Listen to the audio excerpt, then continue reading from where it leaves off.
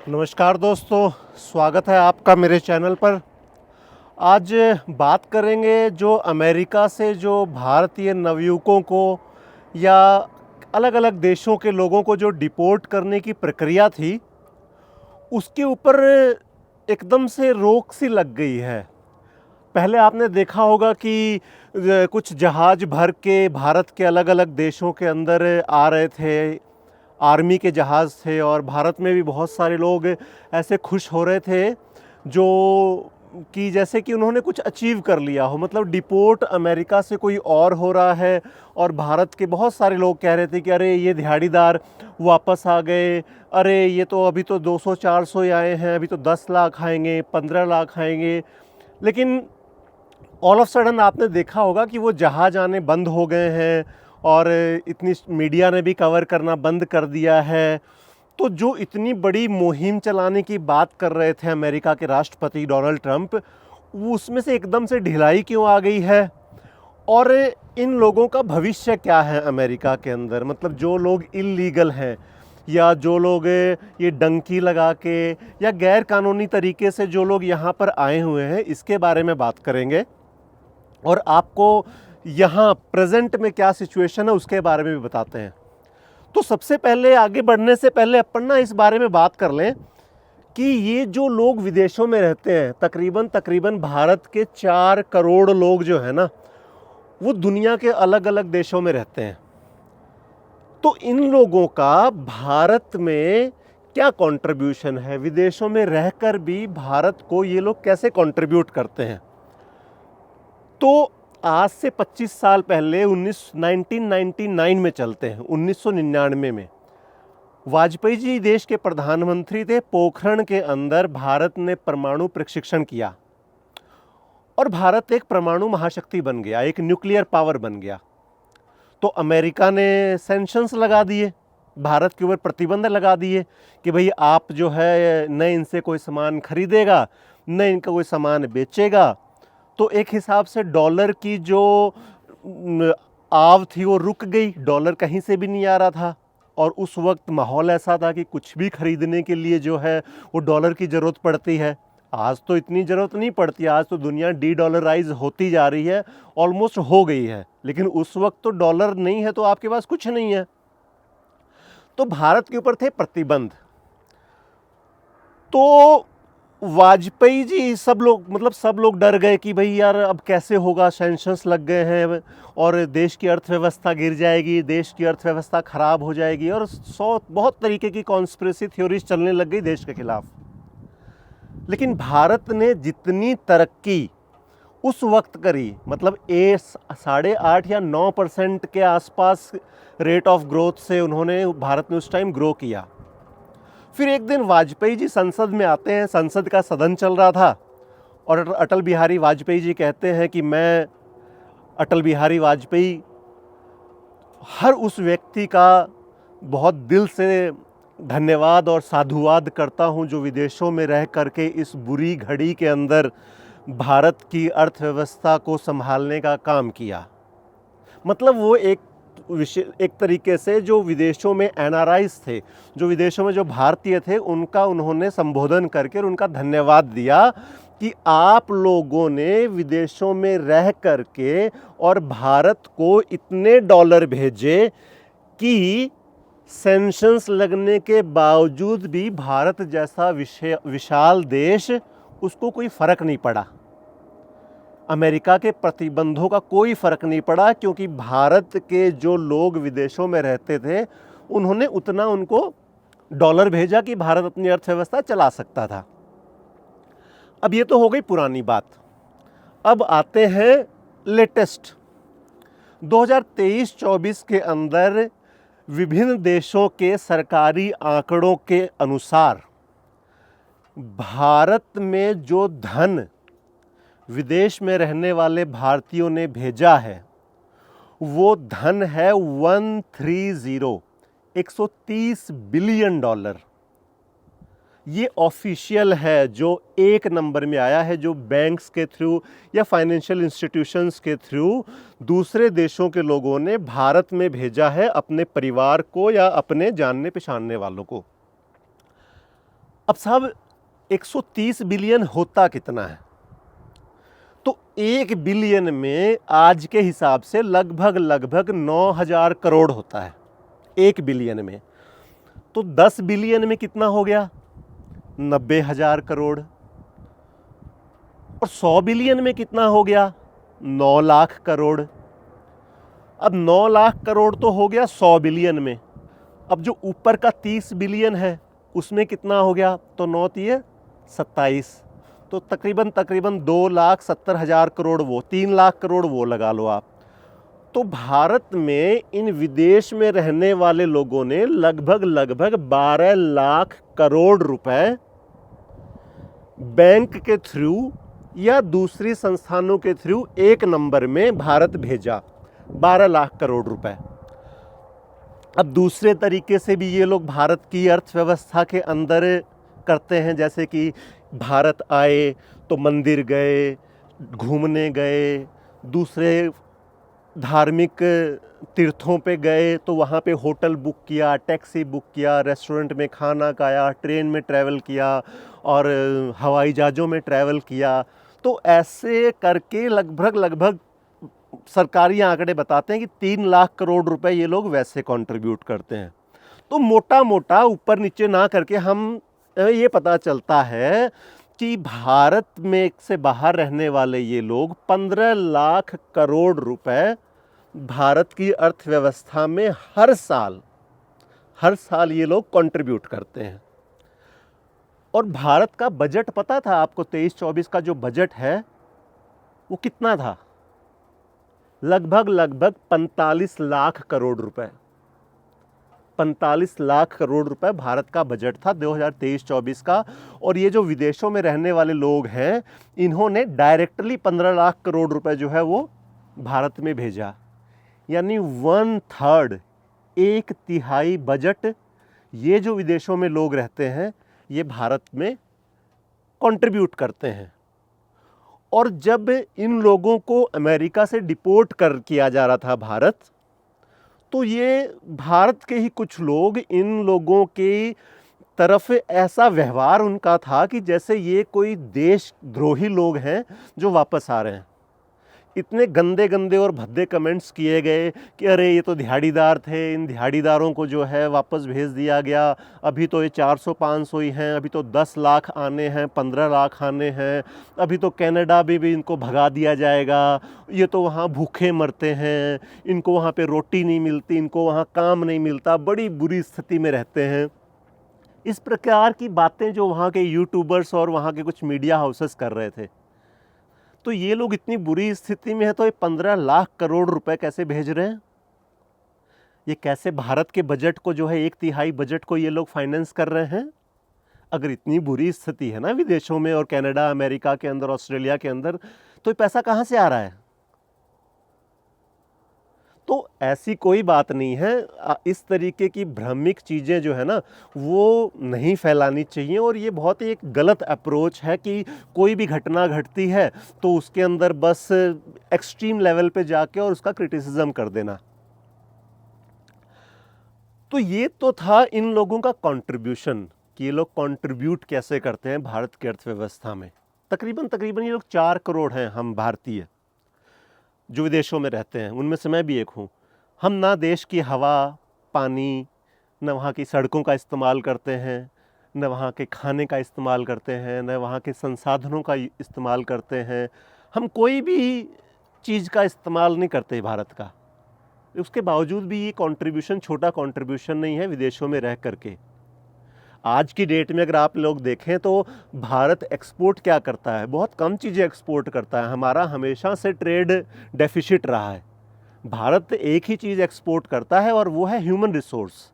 Doctors हैं, nurses हैं, engineers हैं, ट्रक ड्राइवर्स हैं, आपके शॉपकीपर्स हैं, आपके बिजनेसमैन हैं। ये लोग विदेशों में जा कर के काम करते हैं, अपनी सेवाएं देते हैं और वहाँ से जो पैसा आता है वो फिर भारत आता है।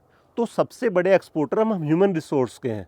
जैसे चाइना जो है वो प्रोडक्ट्स बनाता है, अमेरिका जो है वो डिफेंस की टेक्नोलॉजी दुनिया को एक्सपोर्ट करता है, वैसे ही हम ह्यूमन रिसोर्स एक्सपोर्ट करते हैं। तो वो ह्यूमन रिसोर्स अगर कहीं पे भी किसी गलत तरीके से चला जाता है तो उसको इतना क्रिटिसाइज़ और इतना गंदे तरीके से नहीं प्रस्तुत करना चाहिए। कुछ लोग तो इतने कुंठित थे, उन्होंने अपने रिश्तेदारों की फ़ोटो सोशल मीडिया से निकाल करके और फेसबुक पे डाल दी कि ये देखो ये 4 लड़के हैं जो डिपोर्ट हुए हैं। ऐसा नहीं है। अब आते हैं कि ये लोग डिपोर्ट क्यों हुए। तो सबसे पहले मैं आपको बता दूं कि ये वो लोग थे जो डोनाल्ड ट्रंप के पावर में आने से पहले इंडिया या दूसरे देशों से चल पड़े थे अमेरिका पहुंचने के लिए। क्योंकि 2-3 महीने का टाइम लगता है अमेरिका पहुंचने में, ये जो दूसरे इलीगल रूट्स होते हैं। तो जब तक ये अमेरिका पहुंचे तब तक अमेरिका में सरकार बदल गई और ये बेचारे बॉर्डर पे ही पकड़े गए। अब बॉर्डर पे पकड़े गए तो सरकार नई नई थी, डोनाल्ड ट्रंप यही वादा करके आए थे कि मैं इन लोगों को निकालूंगा, मैं इलीगल्स को निकालूंगा। तो ये उस चपेटे में आ गए बेचारे। इनकी किस्मत ख़राब थी, ये बॉर्डर पे पकड़े गए, इनको उठा के सीधा डिपोर्ट कर दिया। अब दूसरी बात है कि यहाँ पे इलीगल इमिग्रेंट्स हैं भारत के। तो आपको मैं बता दूं, यहाँ कोई इलीगल इमिग्रेंट नहीं है भारत से। न कनाडा में कोई इलीगल है और न अमेरिका के अंदर कोई इलीगल है। जो भी आदमी यहाँ पे आता है वो सबसे पहले यहाँ पे असाइलम फाइल करता है। उसके बेसिस पे उसको 2 साल का वर्क परमिट मिल जाता है, उसको बैंक अकाउंट खुलाने का सुविधा मिल जाती है और उसको काम करने की सुविधा मिल जाती है। तो सरकार की नज़रों में यहाँ सभी लोग लीगल हैं, कोई इलीगल नहीं है यहाँ पे जिसको पकड़ के उठा के भगा दिया, नहीं, ऐसा कोई नहीं है। हाँ, कुछ लोग जैसे टूरिस्ट वीज़े पे हैं, विजिटर वीज़े पे हैं, वो कहीं पकड़े जाएं तो फिर उन पे सरकार उनको डिपोर्ट कर सकती है कि भाई तुम यहाँ पे एज ए टूरिस्ट और एज ए विजिटर आए थे तो तुम काम कैसे कर रहे हो। लेकिन वो जो टूरिस्ट और वो है वो भी इलीगल नहीं है, वो भी पूरे कागज़ पत्तर लगा करके ही यहाँ पे टूरिस्ट और विजिटर बन के आया है। तो यहाँ पर कोई भी इलीगल नहीं है टेक्निकली देखा जाए तो, सभी लोग सरकारी रिकॉर्ड में हैं। तो ये, हाँ, ये जो बेचारे बॉर्डर पे पकड़े गए, ये इनकी किस्मत ख़राब थी कि भाई इनको कागज़ नहीं दिए यहाँ की सरकार ने। यहाँ की सरकार ने इनको असाइलम लगाने के लिए वो जो डॉक्यूमेंटेशन होती है वो ये ले ही नहीं पाए क्योंकि सरकार बदली थी। अब जैसे ही सरकार बदली, ये बॉर्डर पे पकड़े गए, इनको वहाँ से उठा के सीधा डिपोर्ट कर दिया। या फिर जो डिपोर्ट हुए थे वो जो है वो कुछ क्रिमिनल एक्टिविटीज़ में हैं और कागज़ भी पूरे नहीं हैं, तो सरकार ने सोचा होगा कि यार इनको उठा के वापस भेज दो। तो 500, 700, 800, 1000, 1500 लोग भेज दिए। वो कोई 10 लाख 15 लाख लोग जो कह रहे थे कि ये वापस आएंगे, कोई नहीं आने वाला।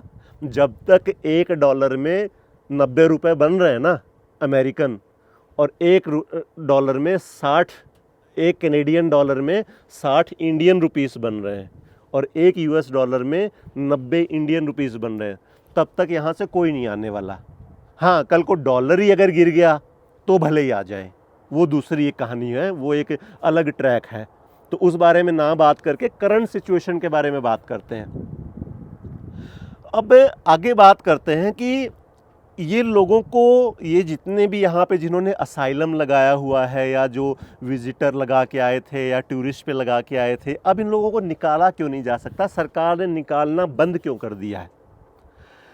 तो देखिए, ये लोग ना, जो लोग यहाँ पे आ जाते हैं, डॉक्यूमेंट्स ले लेते हैं, वर्क परमिट्स ले लेते हैं कनाडा के अंदर या अमेरिका के अंदर, ये इसको निकालना कोई आसान बात नहीं है।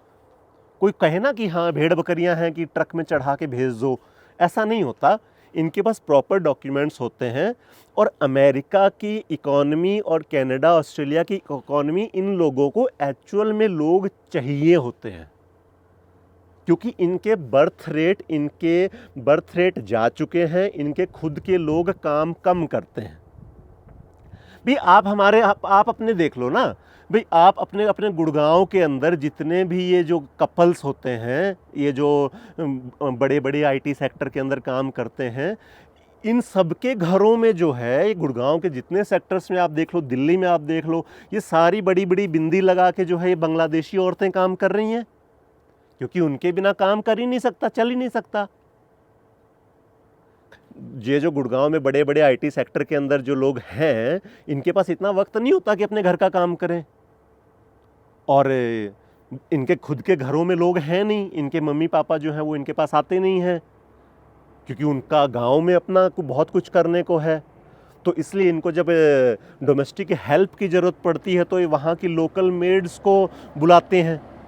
अब लोकल मेड्स में भी है नहीं अब मेड्स, तो ये बांग्लादेशी जो औरतें हैं ये नाम बदल करके और अपना भेष बदल के गुड़गांव के अंदर डोमेस्टिक हेल्प कर रही हैं। गुड़गांव, मुंबई, पुणे, कहीं पर भी चले जाइए, सब जगह बांग्लादेशी हैं। आप इनको निकाल दोगे क्या? नहीं निकालोगे आप, क्योंकि आपकी इकॉनमी जो है वो चला रहे हैं ये लोग। अगर ये लोग नहीं होंगे तो आपकी इकॉनमी स्लो हो जाएगी। सरकारी वादे और चुनाव जीतने के लिए अलग बात है और एक्चुअल में उस चीज़ को इम्प्लीमेंट करना अलग बात है।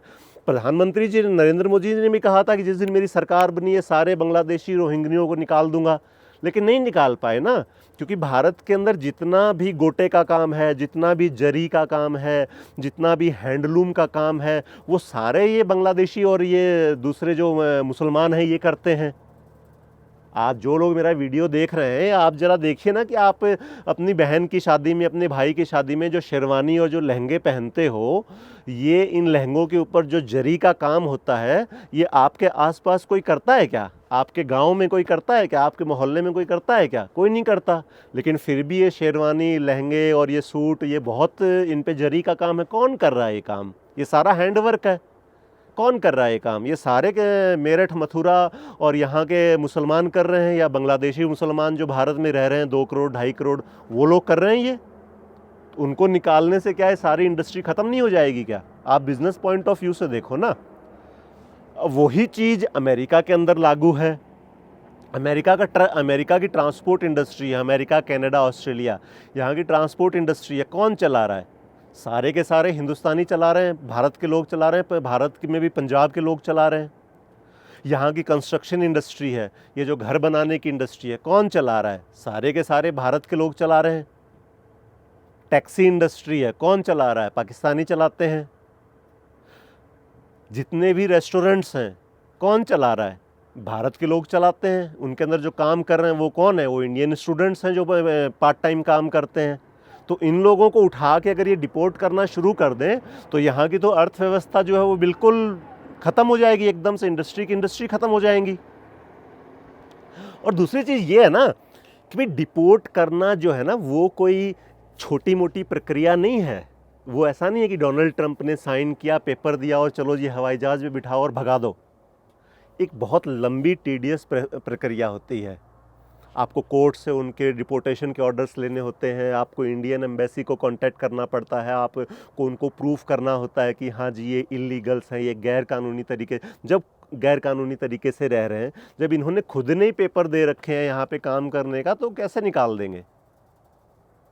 तो यहाँ से कोई नहीं जा रहा। अब कुछ लोग आजकल ये अफवाह फैला रहे हैं कि कनाडा के अंदर जो स्टूडेंट्स हैं उन स्टूडेंट्स को निकाल दिया जाएगा, उनको यहाँ से भगा दिया जाएगा, उनको पीआर नहीं मिलेगी, वो वहाँ पे 3 साल धक्के खा के, 2 साल धक्के खा के वापस आ जाएंगे। तो उसका एक स्पष्ट जवाब है, कोई नहीं आ रहा वापस, कोई स्टूडेंट वापस नहीं आ रहा। 2 साल की उसकी स्टडी है, 3 साल का उसका वर्क परमिट है, 5 साल उसके पास इनफ है और 5 साल के अंदर वो यहाँ के सिस्टम का हिस्सा बन जाता है और हर व्यक्ति अपना कोई ना कोई रास्ता आगे से आगे निकालता रहता है। हाँ, वो खुद ही आ जाए कि यार छोड़ो, मतलब 4-5 साल 6 साल काम कर लिया, पैसे कमा लिए और पीआर नहीं मिल रही तो चलो अपने देश वापस चलते हैं, वो दूसरी बात है। लेकिन कोई कहे कि भाई वो यहाँ से आ जाएगा, इम्पॉसिबल है, कोई नहीं आता होता। जब तक $1 के 60 रुपये बनते हैं ना कैनेडियन, तब तक कोई नहीं आता होता। अब एक ना जो जब इन लोगों को डिपोर्ट करा गया था भारत, तो बहुत सारे यूट्यूबर्स और बहुत सारे लोग कह रहे हैं अरे ये दिहाड़ीदार जो हैं वहाँ जाके भी तो दिहाड़ी लगाते हैं, यहाँ भी दिहाड़ी लगा लें, 40-40 लाख रुपए, 30-30 लाख रुपए लगा करके ये लोग अमेरिका, कनाडा जाते हैं तो यहीं कुछ कर लें 30-40 लाख में। तो स्पेशली ये जो बिहारी और यूपी के यूट्यूबर है ना, ये कहते थे ये बात कि अरे हमारे बिहार में तो ऐसा हो जाता है, अरे हमारे बिहार में, यूपी में तो ऐसा हो जाता है।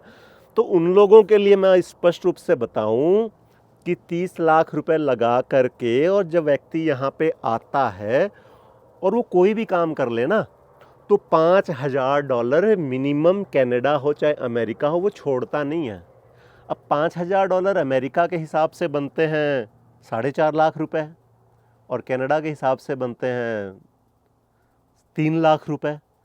अब हिंदुस्तान में आप मेरे को बताइए कि कौन सा वो बिजनेस है जिसमें 30 लाख रुपए लगा के आप महीने के 4 लाख रुपए कमा लें? कौन सा वो बिजनेस है? और अगर इतने बिजनेसेस हैं वहाँ पे और इन यूट्यूबर्स को ऐसा लगता है कि इतनी ही कामयाबी है वहाँ पे, तो भाई वहाँ पे 140 करोड़ लोग हैं, उनसे करवा लो वो बिजनेस। हमें ही थोड़ी है कि हम ही कनाडा अमेरिका से छोड़ करके वहाँ पे जाके वो बिज़नेस करें। 30-40 लाख रुपए में कोई बिज़नेस स्टार्ट होता है तो वहाँ जो लोग कभी कलेक्टर ऑफिस के सामने सरकारी नौकरी के लिए डंडे खा रहे हैं, कभी किसी चीफ मिनिस्टर ऑफिस के सामने सरकारी नौकरी के लिए डंडे खा रहे हैं, उनसे करवा लो वो बिज़नेस। उनसे करवा लो वो बिज़नेस है, कोई मना तो कर नहीं रहा। Technically India is a over populated country. Canada के इंडिया के अंदर जनसंख्या बहुत ज़्यादा है, इसलिए लोग वहाँ से निकल रहे हैं, क्योंकि वो देश में कोई दिक्कत नहीं है। अब मैं कोई ये नहीं है कि उस देश में कोई प्रॉब्लम है, नहीं, देश में कोई प्रॉब्लम नहीं है। आप ये सोच बताओ ना यार, एक कमरे में 15 लोग रहते हैं और दूसरे कमरे में 2 लोग रहते हैं, 3 लोग रहते हैं। आप as a human being, as a व्यक्ति, कौन से कमरे में रहना पसंद करोगे? 15 कमरे वाले में या 2 कमरे वाले में? 2 कमरे वाले में रहोगे ना, क्योंकि वहाँ पे आपको बाथरूम साफ मिलेगा, आपको अपनी एक पर्सनल स्पेस मिलेगी, आपको सब कुछ मिलेगा। तो वैसे ही जब आप ओवरऑल एज ए कंट्री को देखते हो तो वैसे ही आता है, वो ह्यूमन नेचर है, वो किसी सरकार की या किसी इंडिविजुअल की प्रॉब्लम नहीं है, वो एक ह्यूमन नेचर है, मनुष्य का व्यवहार है कि उसको खाली जगह चाहिए अपने आसपास, उसके आसपास अपने को पेड़ पौधे चाहिए, उसको कम लोग चाहिए। पहले ऋषि मुनि जो है वो जंगलों में जाके ही तपस्या क्यों करते थे? अपने घर पे कर लेते। क्यों? क्योंकि उनको एक एकांत चाहिए। ये मनुष्य का नेचर है कि he wants to live with minimum people around him. ठीक है, तो इस वजह से जो है भारत एक ओवर पॉपुलेटेड कंट्री है। तो ये जो लोग समृद्ध लोग हैं, ये लोग सोचते हैं कि यार हर जगह लाइन लगी हुई है, मंदिरों में लाइन लगी है, सड़कों पे ट्रैफिक लगा हुआ है, हर जगह, तो निकल के कुछ अच्छा करने की कोशिश करते हैं और अपने लिए अच्छा कम कर रहे हैं, भारत के लिए ज़्यादा अच्छा कर रहे हैं। ये जो 15 लाख करोड़ है, आज आना बंद हो जाए आपके यहाँ, आप सोचिए ना, आपकी विदेशी मुद्रा भंडार का क्या हाल होगा। ये पाकिस्तानी हैं, दूसरे देशों में रहते हैं, पाकिस्तान के हालात ठीक नहीं है, ये बेचारे वापस नहीं जाते अपने देश, ना अपने देश में कोई इन्वेस्टमेंट करते हैं। तो जितने हिंदुस्तानी देश से बाहर रहते हैं उतने ही लगभग पाकिस्तान के लोग भी रहते हैं, लेकिन पाकिस्तान में पीछे पैसा नहीं जा रहा। तो उनकी हालत देखिए क्या है। उनकी सरकार कहती है कि आप पाकिस्तान आएँ, आप यहाँ पे इन्वेस्ट करें, यहाँ पे घूमने आएँ, लेकिन कोई नहीं जाता क्योंकि हालात ख़राब है वहाँ के। तो उनकी हालत देखिए, उनकी विदेशी मुद्रा भंडार की $1-1 मिलियन के लिए, $1-1 बिलियन के लिए वो उनकी सरकार जो है IMF के कदमों में पड़ी रहती है। और इधर भारत के पास जो है 700-800 बिलियन डॉलर जो है वो रिजर्व्स में पड़े हुए हैं और ट्रेड डेफिसिट होने के बाद भी पड़े हुए हैं। ये क्या है? ये कंट्रीब्यूशन ही है ना इन लोगों का जो विदेशों के में बाहर विदेशों में रहते हैं। एक हिसाब से ये लोग नहीं है। देखिए, आप इसको थोड़ा ब्रॉडर कॉन्सेप्ट में और ब्रॉडर उसमें समझने की कोशिश करेंगे ना, तो ये लोग एक हिसाब से फैक्ट्रियां हैं भारत की। ये जो ह्यूमन रिसोर्स जो भारत एक्सपोर्ट करता है ना, ये फैक्ट्रियां हैं पूरे दुनिया के अंदर। ये 4 करोड़ फैक्ट्रियां हैं, ये 4 करोड़ लोग नहीं हैं। इनमें से कोई लोग आता है वहाँ पे रिलीजियस टूरिज़्म के लिए आता है, डॉलर लेके आता है। कोई वहाँ पे अपने परिवार में घर बनाने के लिए पैसे भेजता है, डॉलर के रूप में भेजता है। कोई बहन की शादी है, कोई ट्रैक्टर लेना है, कोई कार लेनी है, किसी के पापा को चुनाव लड़ना है, किसी के भाई को इंजीनियर कॉलेज में जाना है, तो ये सारा पैसा वापस भारत आता है। तो एक हिसाब से फैक्ट्रियाँ ही हैं जो यहाँ की सेविंग्स को उधर भेजती हैं। तो इन लोगों को थोड़ा सा पॉजिटिव वे में लेकर के और इन लोगों के साथ अच्छी तरीके से व्यवहार करके चलें, रेदर देन कोई छोटी मोटी डिसीजंस के में अगर कोई दिक्कत आ जाए तो उनको क्रिटिसाइज़ नहीं करते होते, और इतना बुरे तरीके से तो बिल्कुल भी नहीं। तो ये आज की वीडियो के लिए इतना ही, बस कुछ पॉजिटिव एस्पेक्ट्स बताने थे NRIs के। और अगला वीडियो भी मैं जल्दी डालूंगा क्योंकि यूट्यूब पे मैं कम, मेरे पास टाइम नहीं होता, इसलिए मैं वीडियोस नहीं डाल पाता। लेकिन अब से मैंने सोचा है कि 1 वीडियो 2 वीडियो जो है 1 वीक में मैं डाल दिया करूं।